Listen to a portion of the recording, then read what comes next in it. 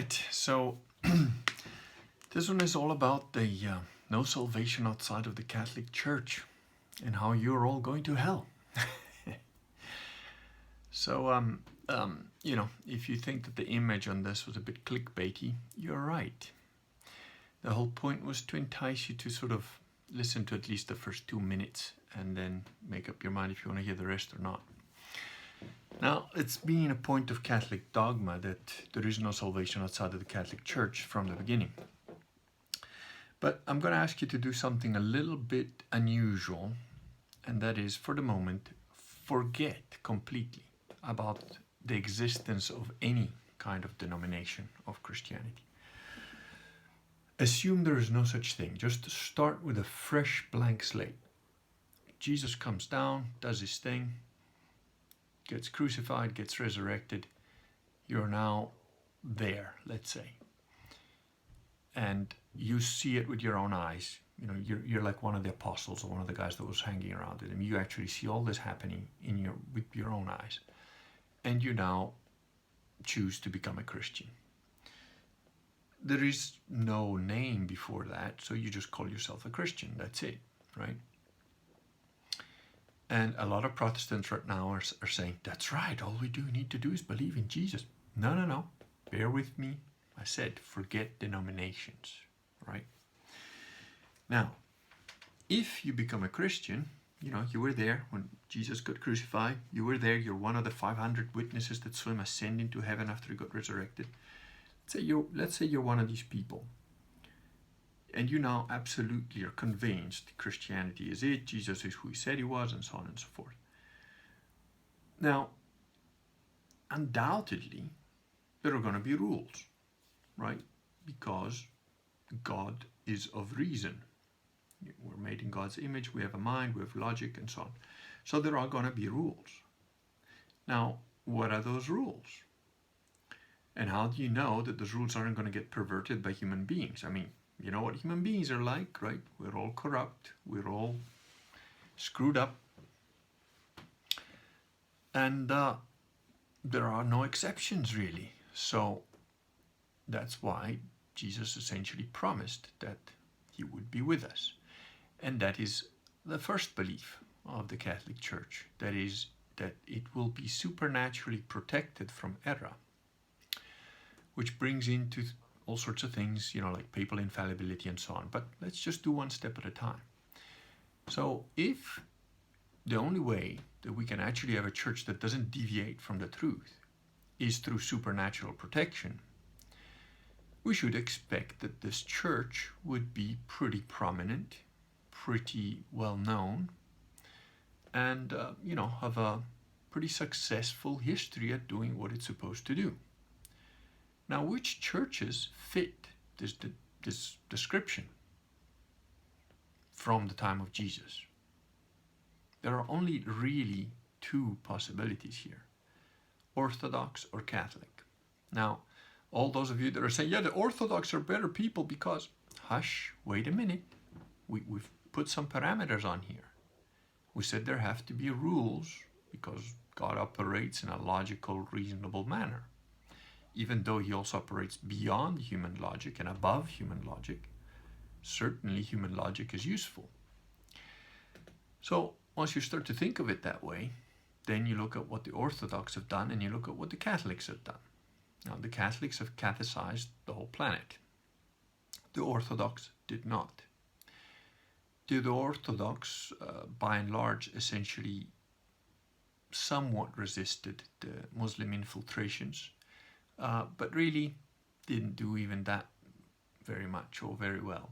And it was only because of the Catholics fighting back that Jerusalem and the other states of the Outre-mer, that is beyond the sea, in North Africa, were kept Christian for a couple of 100 years by Catholics, supported by money and taxes and so on of Catholics.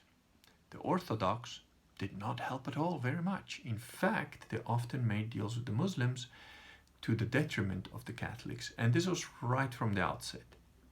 So, do they sound like they're kind of the right guys? It doesn't really sound like it. Now, theologically, It's very little discrepancies between the Orthodox and the Catholics. There are really a few minor things.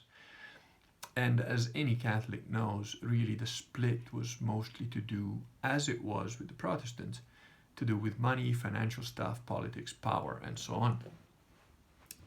Now, it also needs to be understood that in the Catholic Church there has always been, and there will always be, corrupt men trying to do things for their own benefit and their own power. This is the human condition. Now, there was a couple of questions that prompted this video. One of them was on Social Galactic. Somebody said, oh, what about the Asberg's confessions and so on? The reality, which you will find most easily summarized, and I don't have it to hand, in the book by Rodney Stark called How the West Won, explains that in essence, Protestantism, apart from being started from two freaks, Luther, and then supported later by Henry once he wanted to murder, divorce his wives, the split was essentially down to the princes and their willingness or unwillingness to pay money / taxes / contributions to the Catholic Church. And all the ones who didn't want to pay that money essentially became Protestants. It is very well documented, and Rodney Stark makes a point about this, that even the theological disputes between Protestantism and Catholicism were absolutely unknown by 99% of the people that became one or the other. And in fact, it was the princes that were allowed to determine whether their constitutions, their little enclaves, would become Protestant or Catholic. And that had everything to do with money or not money. So again, money has never been and never will be a basis on which to choose your religion or your branch of Christianity, which just once more puts yet another nail in the coffin of the whole Protestant Reformation nonsense. And again, this is not to say that the Catholics are all whiter than white and all that. Not at all. I mean, we've had homosexual popes, we've had popes that did orgies, pirates, essentially. But they did not destroy the doctrine. They may have been absolutely filthy individuals of the worst kind on a personal level, but they didn't essentially modify Christianity, the dogmas of Christianity and Catholicism, to any perceptible degree. So, what does it mean to be a Christian? It means that you follow the rules from the beginning, and you stuck around and you still believe the same rules. Now, have there been attacks on the church? Have there been infiltrations in the church? Have there been Gnostics, fakers, Satanists, people who hated the church, who got into it and then tried to pervert it? Yes, from the very beginning. There are literally thousands of heresies. There are whole branches of heresy that nearly took the church over. Arianism at one point had like 97 to 99% of the bishops on its side. Now, Arianism was the heresy that Jesus was not divine, which leads into all sorts of other error if you think about it. But there was only 1 to 3% of bishops that were not going along with the Arian heresy. There have been many times when the church was very near to collapse or non-existence. I mean, it started out with 4 women, and a little bit later 11 scared men. So clearly there must be some either astonishing number of coincidences, or there must be some supernatural protection. And where do we find the supernatural protection? The Catholic Church, which is why it existed unmolested for over 1,000 years. Then there was the split with the Orthodox, which proved themselves to be somewhat cowardly and certainly treacherous in their dealings with their so-called fellow Christians or the Catholics, and didn't spread the gospel very much beyond the regions they were already in. So they didn't do much good. Then came the Protestants another 500 years later, and we have seen that within 500 years they've gone from a split to over 40,000 and counting denominations, with a denomination growing literally with every new Protestant, because you can interpret it as you wish and make your own little branch of whatever schismatic nonsense you believe now. So we're left with, what does it mean to be a Christian? Well, it means that you follow the rules. What are the rules? Well, they've been there for 1,500 years before the Protestants came along, and over 1,000 years before the Orthodox split off. And even between the Orthodox and the Catholics, the difference in rules is relatively minimal. But there's no doubt that the Catholic Church was absolutely the largest denomination and the most catechizing denomination and the most pervasive of all the branches of Christianity, so-called, which, you know, it's wrong to say that there are branches of Christianity. There is one Christianity, and the rest are fake, churches in error, mistaken, wrong, ignorant, fooled, or intentional deceivers. And that is obvious if you think about it. If there is a God, if Jesus is who he said he was, there are rules. And those rules are and have been explored by the Catholic Church for a couple of thousand years now. So, of course it makes a difference what denomination you are. Of course it matters, because either you're following the correct rules, and then you are a Christian, or you're not, and then you are not a Christian. Now, you can call yourself a Christian, you can pretend that you are, you may believe that you are, truly and earnestly believe it, but you're not actually following the rules. Now, you're saying, well, but nobody's really following the rules because we're all flawed, so surely we are all Christians. No, not really. There are certain things, and we know this from the Bible. You don't have to take some papal encyclical to believe it. Just read your Bible. There are certain things that are considered a sin that will throw you back in hell. So, for example, you think you've become a Christian, but then you blaspheme against the Holy Spirit. We're told in very clear terms that you might blaspheme against Jesus and get away with it, but you blaspheme against the Holy Spirit, you're done. In this life and the next and whatever else is to come. So, there are definitely, clearly, indications that not everything goes, you know.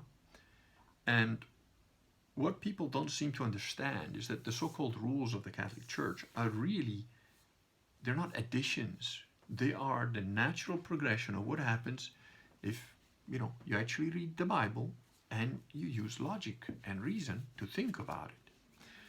And we know that logic and reason are necessary and good and from God, because again, in the Bible we're told by Paul in Corinthians 1:15, which thanks to one of my Orthodox friends, he led me to, because I was looking for another passage that I dimly remembered, and he led me to that one, which was the one I was actually looking for. Also because I remembered it correctly. You know how it is. We Catholics don't really read the Bible. We just go look for a good cover, you know. We just look at a nice cover. And, you know, this one is a pretty plain cover. But don't worry, that's why I've got another bunch of Bibles, you know. Get a good cover, salvation. You know. So that was a little joke at the expense of the Catholics to make you understand. This is not about you and your little ego. This is about truth. What does it mean to be Catholic? It means to be Christian. Now, if you say, oh, but you're saying there's no salvation outside the Catholic Church. Yes, there isn't, because either you're a Christian or you're not. It's a pretty clear lie. Now, you might believe that you're a Christian, but you're not. I might earnestly believe that I'm a 4'2" pygmy of Chinese origin. I can be mentally ill and truly believe that, or I could have been brainwashed from birth and truly believe that. Doesn't make it true. And this is the same. You might earnestly believe it, that you are a Christian, but you're really a churchian in quite a lot of error. Now, there is a provision in the Catholic Church for what they call baptism of blood and baptism of desire. Now, some people think that neither of these is valid because there are papal encyclicals that clearly state that even if you spill blood for Jesus, that doesn't mean that you're a Christian, that doesn't mean that you're a Catholic, it doesn't mean that you're saved. And that is true. I could be a mercenary hired to fight for the Catholic Church or for Christianity or for the Christians that are getting slaughtered somewhere in the Middle East. And I could spill blood for Christ, but not actually believe in Christ, not actually believe in Jesus. And that means I am not a Catholic. That means I am not a Christian. I'm just spilling blood for Christ. Doesn't mean I'm Christian. And therefore doesn't mean that I'm saved. Similarly, I could have the desire to be Christian. I could have truly believed that Jesus Christ is Lord. I could truly believe that all of that is true, and I want to get baptized and I want to get Catholic, but on my way to the baptism, I get run over by a bus and boom, dead. Now again, there are some Catholics that say, oh, well, you're going to hell. There are others that say, no, he's going to limbo. And there are others that say, no, he had the intention to get baptized and something happened to prevent it. So beyond his ability to control. And so God would forgive him and accept him into heaven. And the classical example of this is the good thief next to Jesus, who was not baptized but got ascended into heaven. Now, those who say that if you're not baptized, you don't go to heaven anyway, are the ones that say, well, but the thief died before Jesus was resurrected, and that's when the whole thing about baptism with water came in after he was resurrected, so it didn't apply before, and so on. You know, these are rarefied points of theology which don't particularly interest me one way or the other. But it is clear that there is a way to be closer to the truth and closer to the gospel as it is in the book and as we found it since the beginning. And there are ways to be further away from it. So you look at the fruits of Protestantism, and what do you see? The utter secularization of Christianity throughout the globe. It is essentially of Satan. It has produced very little good. And what little individual good it's caused, perhaps in a little pocket here and there, overall, globally speaking, it's created a massive de-Christianizing of the entire planet. And from its fruits you shall know them. What have the Orthodox created? Currently, in the current era, in Russia at least, they are creating a little bit of a bulwark, a little bit of a safe haven for Christians in general. And that is a good thing. But overall, they did not Christianize the world. They did not spread the gospel throughout the lands. I mean, the Catholics were getting crucified and martyred in Japan. Why weren't the Orthodox doing that? That was closer to them than to us, right? The whole of South America got Catholicized by the Catholics quite successfully, despite the fact that, you know, other things always come into it. So some of it got mixed up with voodoo, some of it got mixed up with spiritualism. That happens. The corruption of the church is a constant ongoing assault by the enemy. But, you know, again. Now, what happened in 1958 is that the church itself got infiltrated and almost totally taken over. And those of you, and I've had a couple of people on social media, I take one guy in particular, hello, Eric, you dumb fuck. Because he is stupid, but he is genuinely, you know, unintelligent. So I don't hold it against him. It's not really his fault. And he said, well, the fact that the Catholic Church got taken over, you know, that would suggest that Jesus knowing all this means it's not the Catholic Church. No. I mean, it's in Revelation and it's prophesied throughout the centuries by many, many, many Catholic saints that towards the end, the Catholic Church will be totally inverted, that Satan, the seat of Satan, will pretty much be in the Vatican, which, you know, I don't think Bergoglio is competent enough to be the Antichrist. I think he's just a herald of it. But there you go. And we know for a fact that from Revelation, again, that towards the end, there will only be a tiny remnant of believers. The rest will all be fooled. And in fact, even the tiny remnant of believers would too stop believing if it wasn't for the fact that Jesus, right at the last minute, comes back. That is the story of the Bible. So it all kind of fits, you know, all the things point there. So what does it mean, no salvation outside of the Catholic Church? Well, it means that either you're a Christian or you're not. Now, what about the baptism of desire? You're saying, well, isn't that a little bit of an out where if I truly believe that I'm being a Christian and I don't really know that I'm being fooled, you know, I should get a pass. Ultimately, only God knows that.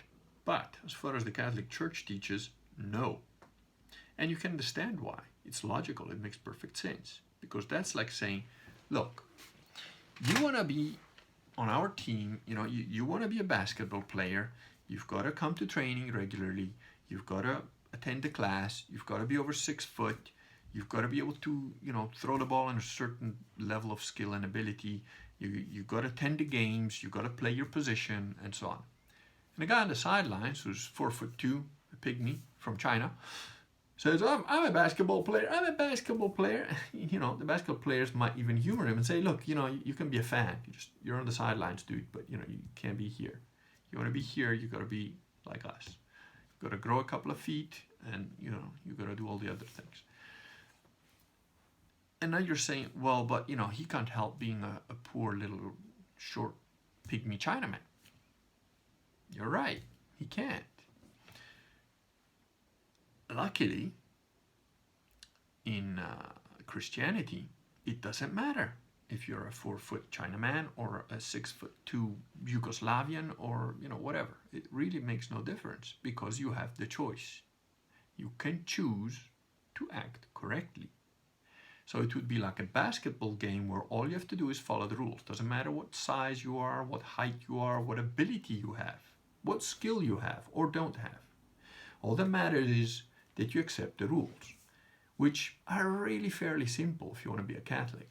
And it reminds me of karate training. We had like 5 rules in our dojo when I was training pretty hard in South Africa.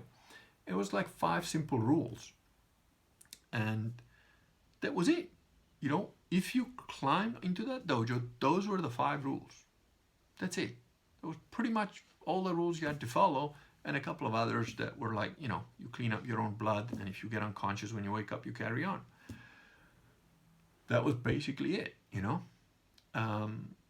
You want to try and take the head off of the instructor? Hey, go for it. Good luck. You'll probably be in hospital, but nobody was going to stop you from doing that. This is the same. There are rules. So you want to be a Christian, there are rules. That's what it means to be Catholics. You're just following the rules. Whose rules? Oh, but the papal rules. No. Educate yourself if you're a Protestant. Get yourself at a minimum, before you open your mouth about the fake rules of the Catholic Church, at a minimum. Read through the entire book by Rodney Stark called Bearing False Witness, Debunking Centuries of Anti-Catholic Propaganda. Right? Get that book and read it. Rodney Stark is not a Catholic. He's just a historian who's got a bug in his head about people lying. And he tells the truth, including correcting himself when he made a mistake in an earlier book. And he tells you in the next book, says, oh, by the way, when I wrote that one, I didn't know any better. I was an idiot. I was wrong. And this is the truth. So he doesn't just go after other people. He's an honest man. So educate yourself. There are Protestants that are saying, oh, well, if almost all of the Catholic Church has now become infiltrated by Satanists, well, then that can't be the real church. Why? Because it's not the majority? Are you under the delusion that the truth is always on the side of the majority? Which planet do you live on? How many drugs do you do? The truth is hardly ever on the side of the majority. And it is a truism that most people are idiots.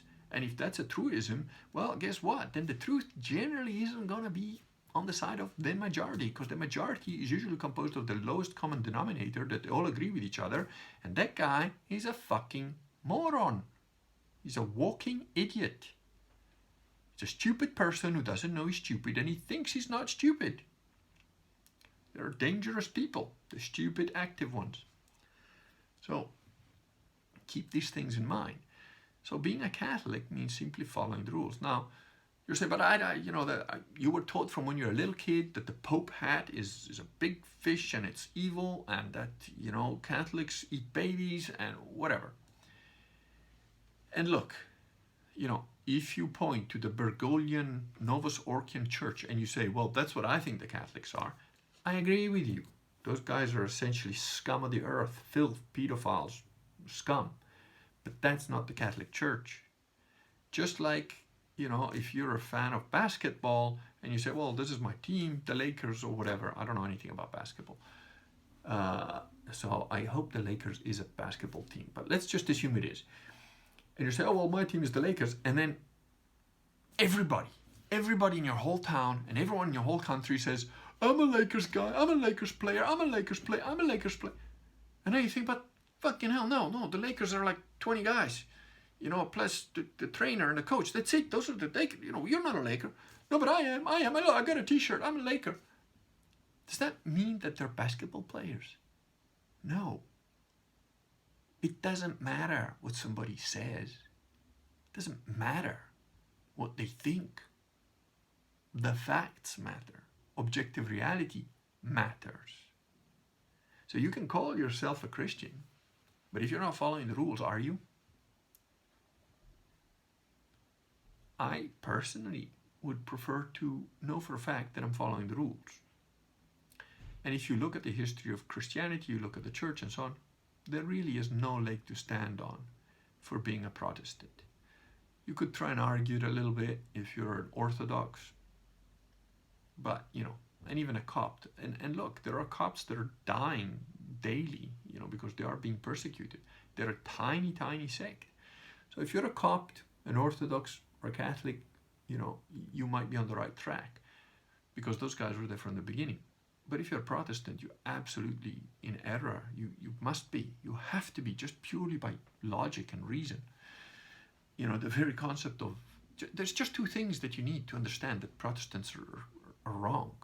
Sola scriptura. Only the Bible counts. Really? The guy who invented Protestantism changed the Bible. I mean, don't you know that?